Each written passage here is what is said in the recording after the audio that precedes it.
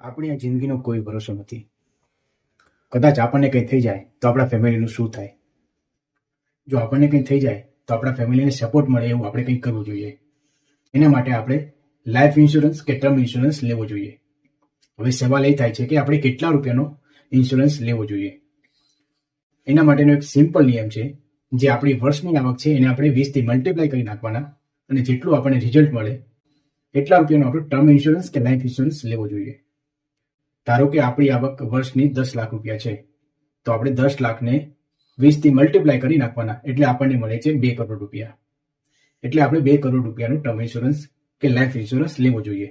કદાચ આપણી ઉંમર નાની હોય અને 25 વર્ષથી નીચે હોય કે અથવા 30 વર્ષથી નીચે હોય એવી બાબતમાં આપણે 20 થી મલ્ટીપ્લાય કરતા હોઈએ છીએ એની જગ્યાએ આપણે 30 થી મલ્ટીપ્લાય કરવાનું.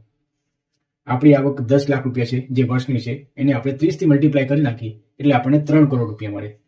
ત્યારે આપણે 3 કરોડ રૂપિયાનો ટર્મ ઇન્સ્યોરન્સ કે લાઈફ ઇન્સ્યોરન્સ કરાવવાનો. હવે જો આપણી ઉંમર 60 થી વધારે હોય એ બાબતમાં આપણે આપણી વર્ષની ઇન્કમને 10 થી મલ્ટીપ્લાય કરવાના.